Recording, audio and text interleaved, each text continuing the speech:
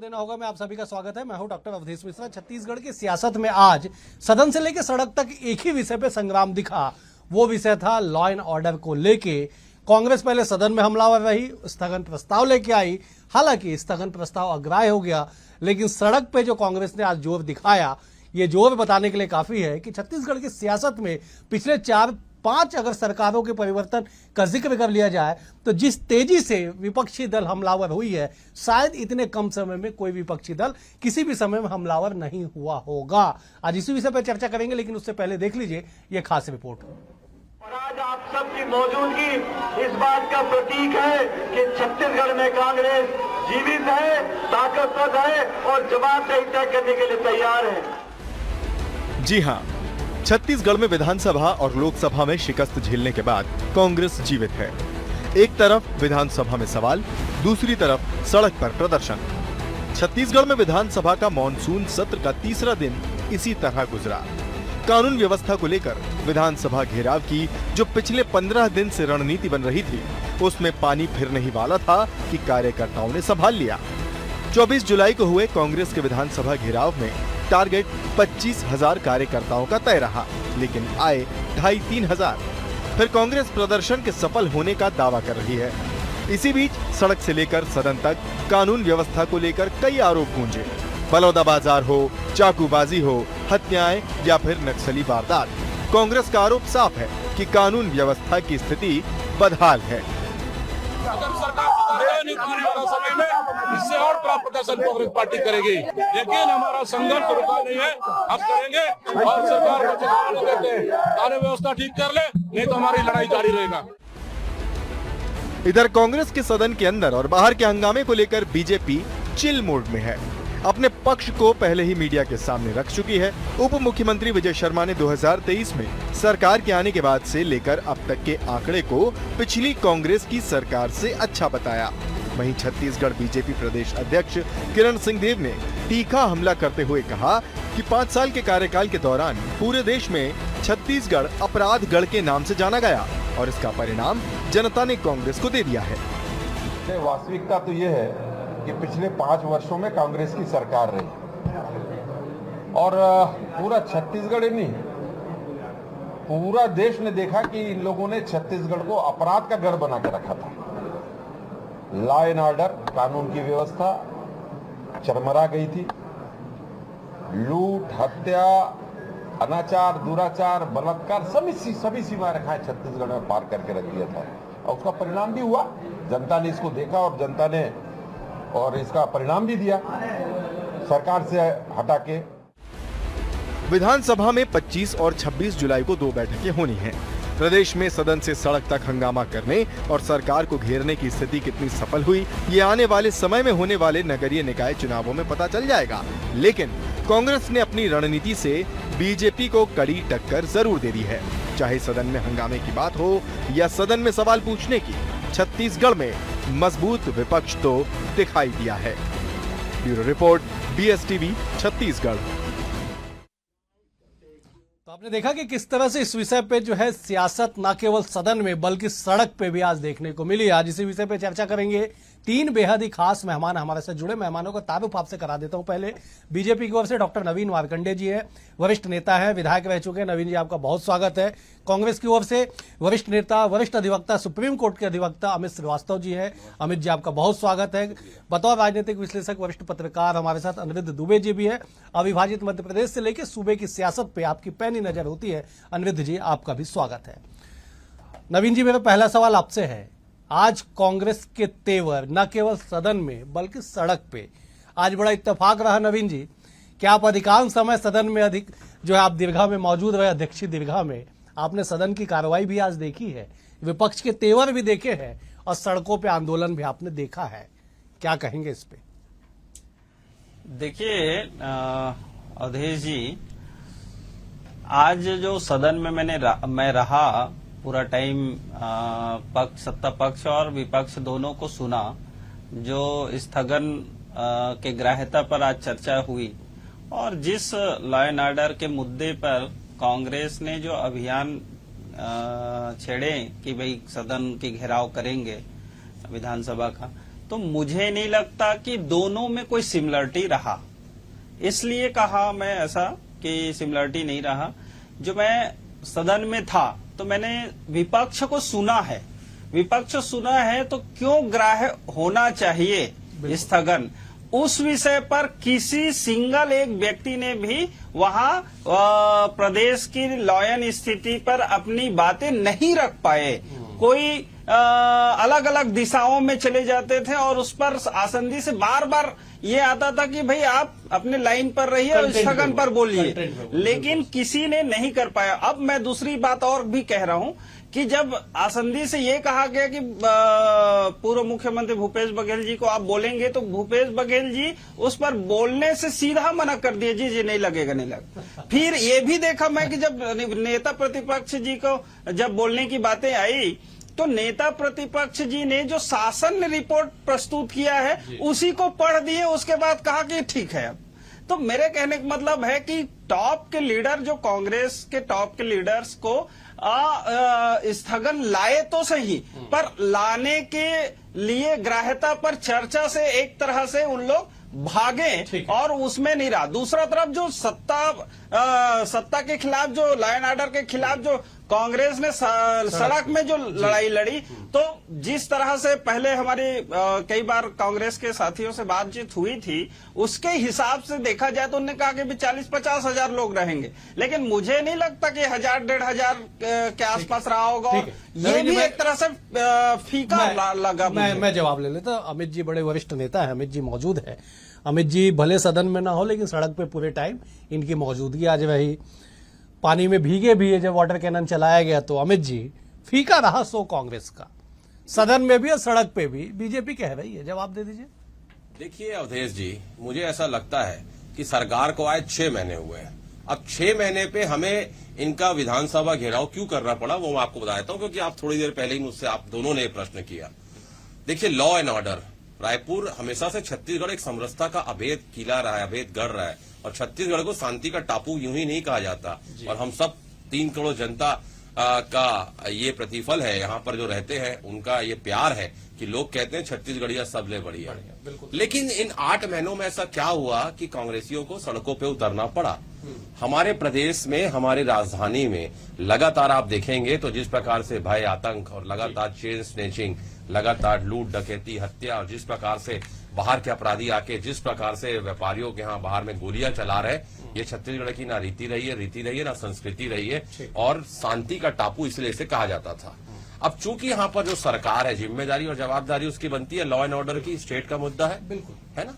लेकिन जिस प्रकार से सरकार से संभल नहीं रहा है, सरकार की कलाइयां खुल चुकी हैं, सरकार की लॉ एंड ऑर्डर को लेके पूरी तरीके से पोल खुल चुकी है, और आज इसलिए जनता की आवाज को बुलंद करने के लिए, अपने प्रदेश को बचाने के लिए, अपने शहर को बचाने के लिए, कि ये शहर जो रायपुर हमारी राजधानी है, यहां से मैसेज पूरे प्रदेश में जाता है, लेकिन जिस प्रकार का भय का वातावरण यहां पर बन चुका है, इन 8 महीनों में जनता की आवाज को बुलंद करने के लिए हमने प्रण किया, और हम अपने कार्यकर्ताओं के साथ जब विधानसभा की ओर बढ़े, हम संगठन की तरफ से विधानसभा घेराव करने बढ़ रहे थे, और हमारे नेता विधानसभा के अंदर सड़क से, बोलते हैं ना, सड़क से सदन तक हमने आज लड़ाई लड़ी।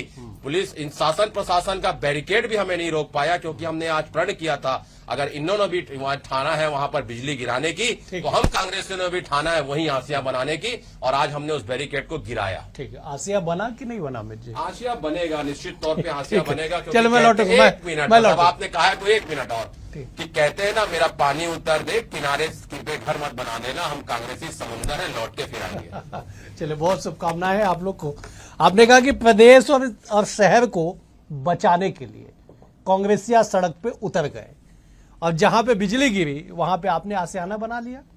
लेकिन सत्ताधारी दल कह रही है कि साहब प्रदेश और शहर को नहीं, अपनी सियासत को बचाने के लिए आप लोग सड़क पे उतरे। इस सवाल के साथ मैं लौटूंगा, मैं अनिरुद्ध जी का रुख कर लेता हूं। अनिरुद्ध जी, कैसे आप देखेंगे 7 माह की सरकार, 2 माह लोकसभा चुनाव के निकाल दीजिए, 5 माह की सरकार, 5 माह के सरकार के खिलाफ एक ही विषय पे सदन से सड़क तक संग्राम, क्या रहा परिणाम बताइए। जहाँ तक कि अभी अमित श्रीवास्तव जी और नवीन मार्कंडे जी की बात मैं सुन रहा था, दोनों की बातों को मैंने बड़े गौर से सुना। फिर उन्होंने अपनी कविता में अमित जी ने बोल दिया, तो मैं भी कह देता हूं, क्योंकि अमित जी का स्वभाव ही ऐसा है कि मैं अपनी जात में इतना कमाल रखता हूं, अपने दुश्मन से भी रिश्ता बहाल रखता हूं। तो बात यह है, यही तो सियासत का गुण है। यही सियासत का गुण है अवधेश जी, आपने बिल्कुल सही कहा। और दूसरी बात जो है, आपने एक लाइन शुरू में भी आपने कही, जिस तेजी से हमलावर हुई कांग्रेस, जिस तेजी से, समझिए इस बात को, भारतीय जनता पार्टी से क्या है, तुलनात्मक रूप से इसका जो है अंतर अपने को निकालना पड़ेगा। भारतीय जनता पार्टी की सरकार 2018 में गई, 3 साल बाद जो है प्रधानमंत्री आवास और यही बढ़ती आपराधिक घटनाओं को लेकर उनका विधानसभा घेराव आंदोलन हुआ था। उस घेराव आंदोलन ने ही भारतीय जनता पार्टी जो कोमा में चली गई थी उसको ऑक्सीजन प्रदान किया था। उसके बाद से ही वो ट्रैक पे आई और वो मैच में वापस लौटी। तो कुल मिला के कि कांग्रेस ये काम पहले कर ले जा रही है। लेकिन हाँ, आप देखिए विधानसभा की बात से आपने शुरुआत की, तो गौर करिए, अभी कांग्रेस ने स्ट्रेटेजी जो है इस मानसून सत्र में कुछ ऐसी अपनाई है कि जो सीधे सीधे जो है ना जनता को कहीं ना कहीं, जो जनता को कुरेदती है या जनता के मन में प्रश्न छोड़ती है। पहले दिन का आप जो है बलौदा बाजार की घटना का आप ले लीजिए, बिल्कुल से। दूसरे दिन की बात करूं तो जल मिशन, खाद बीज को जल मिशन और प्रधानमंत्री आवास, इस पे बोले वो ले लीजिए। फिर आज जो है डॉक्टर चरणदास महंत जी ने जो नक्सलवाद के बारे में कहा और जो सवाल उठाए, तो सीधे सीधे बस्तर तरफ की भी बात कर लीजिए। तो कुल मिला के कांग्रेस जो है अपनी स्ट्रेटेजी पे बिल्कुल सही चल रही है विपक्षी पार्टी के तौर पर। लेकिन यह है कि क्या आगे ही ये गति बरकरार रहेगी? ठीक है, मैं नवीन जी से जवाब लेता हूं। नवीन जी, कांग्रेस तो कह रही है साहब कि लौट के आएंगे साहब, पानी उतरता देख के आप अपना आशियाना नहीं मत बनाइएगा। देखिए, ऐसा है कि मन में कोई ख्वाब देखना, पालना, ये तो सबको स्वतंत्रता है, उस पर कोई कुछ कह नहीं सकता। लेकिन ख्वाब जो है, सपने जो है साकार करने के लिए, वो भी हकीकत नहीं होता। जब सुबह नींद खुलता है तो आपको वो सपने ही लगता है। तो मैं यही कहूंगा। दूसरे तरफ मैं कह रहा हूं कि आपको मैंने स्पष्ट पूरी बातें कह दिया था।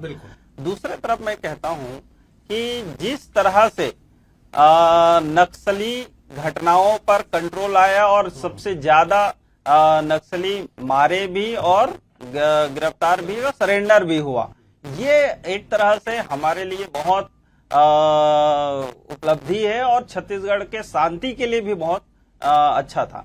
और एक तरफ हम जैसे जाते हैं और देखते हैं, तो मैं नहीं कह रहा हूं, सरकार ने जो रिकॉर्ड सदन में रखा है उसको, और विपक्ष ने भी उसी बात का उल्लेख किया है कि आप जब विपक्ष स्वयं जब उल्लेख कर रहा था, तो पिछले कांग्रेस के शासनकाल के जो 3-4 वर्षों का जो 6 मासी जो रिपोर्ट था उसको, और छत्तीसगढ़ की जो अभी हमारी सरकार है उसकी 6 मासी रिपोर्ट को अगर सदन में रखे हैं, तुलनात्मक किए हैं, तो उसमें कांग्रेस खुद घेरे में आ गया है कि उनके शासनकाल में लगातार 4-5 साल जो भी कार्यकाल रहा, उसमें वो ज्यादा घटनाएं हुई है और ज्यादा लॉ एंड ऑर्डर खराब था। हमने तो बहुत कंट्रोल किया है। और जो और एक शब्द बहुत अच्छा मैं इस पर रखता हूं कि जो घटनाएं कांग्रेस के शासनकाल में घटित हुआ, जिस पर एफआईआर नहीं हुआ, अपराधियों को छोड़ा गया,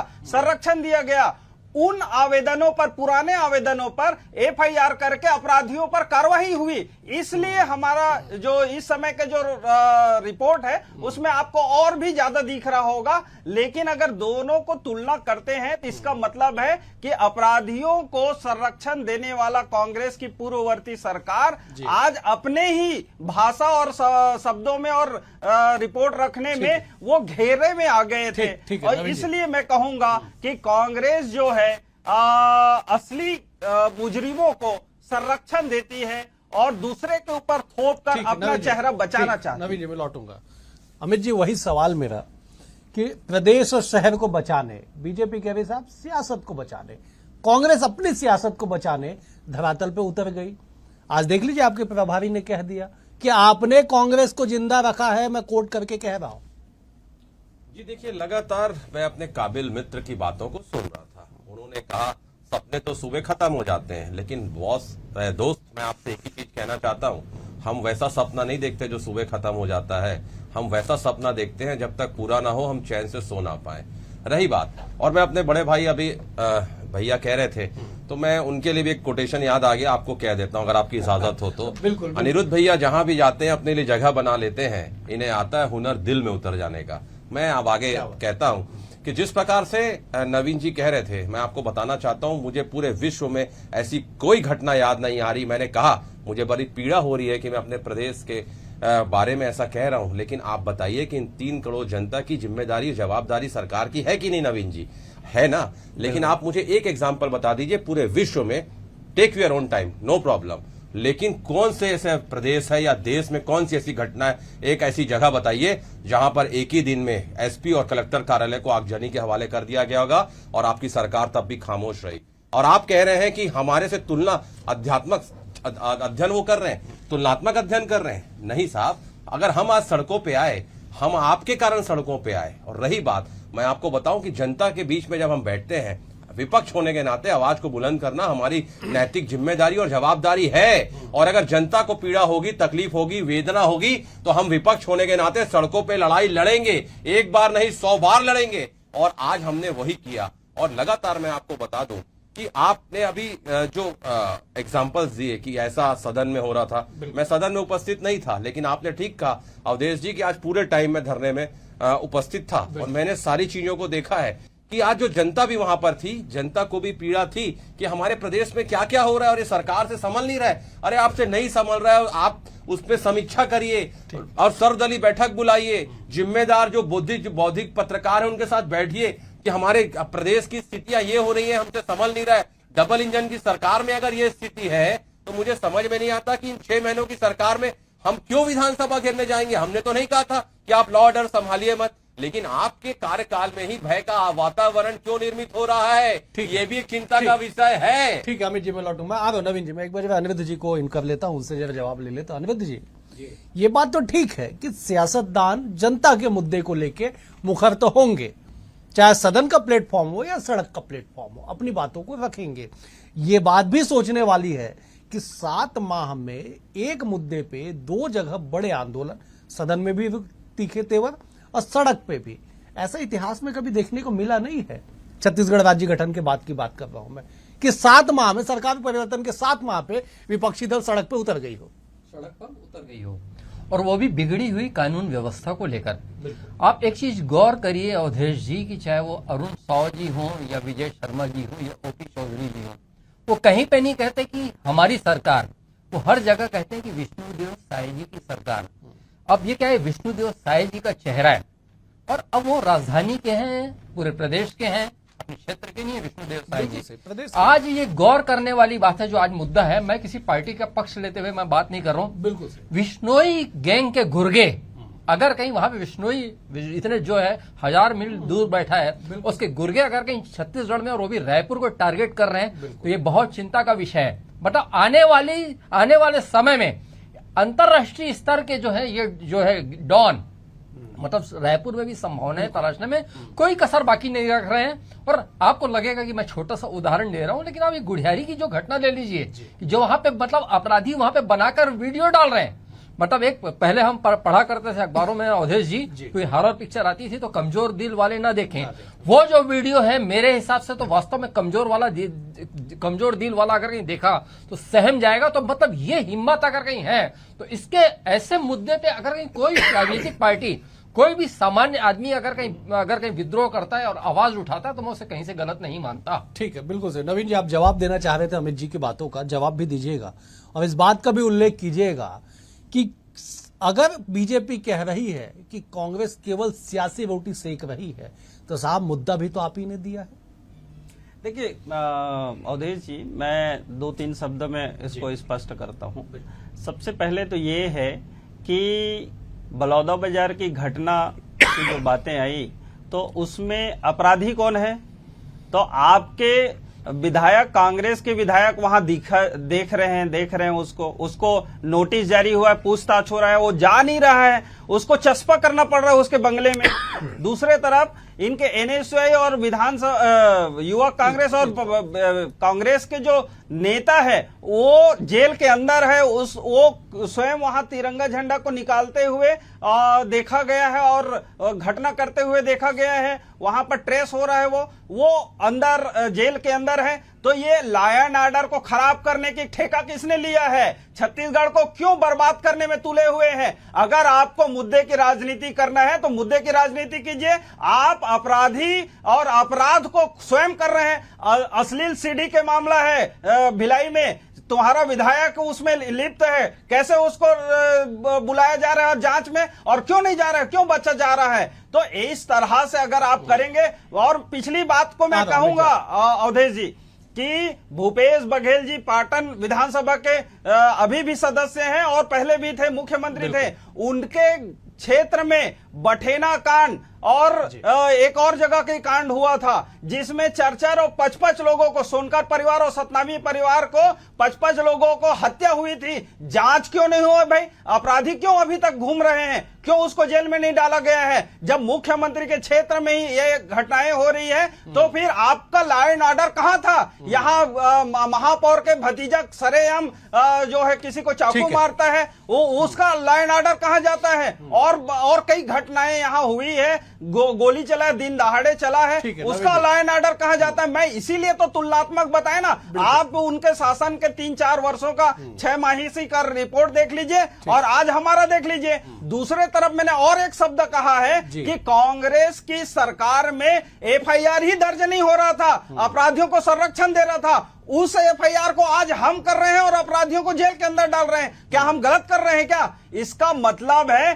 कि आप अपराध भी करो और आप ही दूसरे के ऊपर आरोप लगाओ। ये तो कहां का न्याय है आपका? तो इसलिए मैं कहूंगा कि कांग्रेस अपने ही जो बुने हुए जाल में फंसता नजर आ रहा है। ठीक, जवाब मैं ले लेता हूं। अमित जी सीधे जवाब दे दीजिएगा, हम क्लोजिंग की तरफ बढ़ रहे हैं कि कांग्रेस ही लॉ एंड ऑर्डर बिगाड़ने का काम कर रही है। ये नवीन जी पहली बार नहीं कह रहे, कल भी सदन में बीजेपी के विधायक दल के सचेतक, मैं नाम लेके कह रहा हूं, सुशांत शुक्ला ने गंभीर आरोप लगाया कि साहब बलौदाबाजार का जो षड्यंत्र है ना, उसको षड्यंत्र बनाने वाले कांग्रेस के लोग हैं। 4-5 लोगों का नाम भी लिया गया, देवेंद्र यादव का नाम लिया गया, तमाम लोगों का नाम लिया गया जो सदन के रिकॉर्ड में है। मैं कुछ अकेले में नहीं कह रहा हूं।